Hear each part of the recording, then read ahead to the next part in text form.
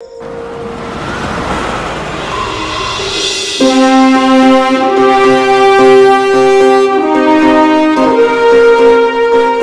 Morning sir.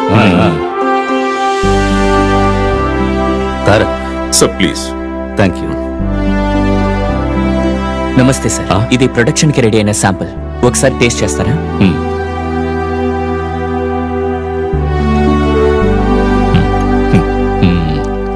Chutney పొడిలో కరివేపాకు తక్కువగా ఉంది, దాన్ని సరిచేసి ప్రొడక్షన్ కి పంపించండి. రుచి నాలుక ద్వారా కడుపులోకి వెళ్ళాలి, దాన్ని మనసొప్పుకోవాలి. అది బేసిక్ క్వాలిటీ. అందులో తాతయ్య గారు ఎక్స్పర్ట్. నేను కాదురా, మా నాన్న నేర్పించారు. 100 ఏళ్ల క్రితం 150 రూపాయలతో ఈ కంపెనీ మొదలుపెట్టారు. నా కొడుకు ఇందులో ఆసక్తి చూపించలేదు. వీళ్ళందరూ విద్యావంతులు, అభివృద్ధి చేస్తున్నారు. చేసే పనిలో శ్రద్ధ, ప్రేమ ఉండాలి. అందరి నమ్మకాన్ని గెలవాలని నేర్పించింది మీరే కదా నాన్న. నేర్చుకునే వాళ్ళు ఉన్నంత వరకే నేర్పే వాళ్ళకి విలువ. ఈ రోజు నా జీవితంలో చాలా గొప్ప రోజు. నా మనవడు వచ్చేశాడు.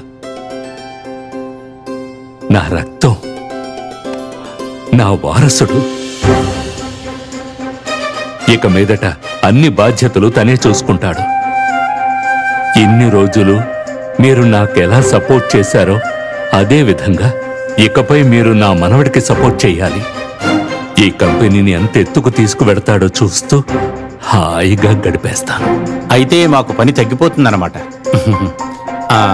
మా అన్ని బాధ్యతల్ని నెక్స్ట్ జనరేషన్కి ఇచ్చి మేము కూడా మా ఫ్యామిలీతో హ్యాపీగా ఉండొచ్చు. నా కొడుకు స్థానంలో ఎన్నాళ్ళు రవీంద్ర ఉన్నాడు. ఇక మీదట నా మనవడు చూసుకుంటాడు.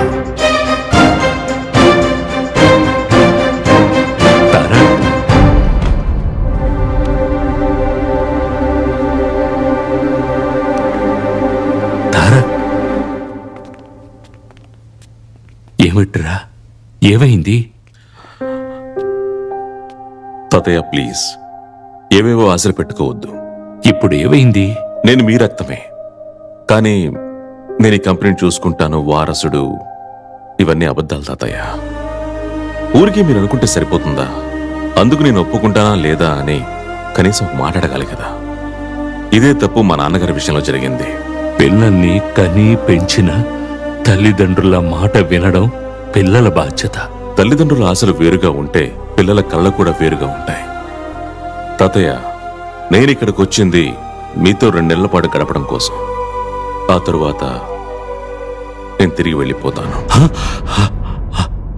ఏంటిలా అంటున్నావు? అక్కడే ఉంది, ఇక్కడ నేనున్నాను. మనకంటూ ఓ కుటుంబం ఉంది, సరసమ్మ ఉంది, మన కంపెనీ ఉంది.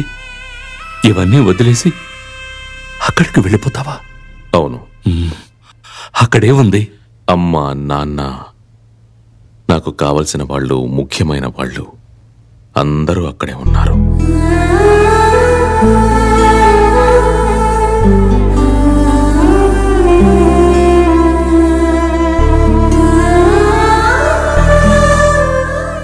Are you missing him?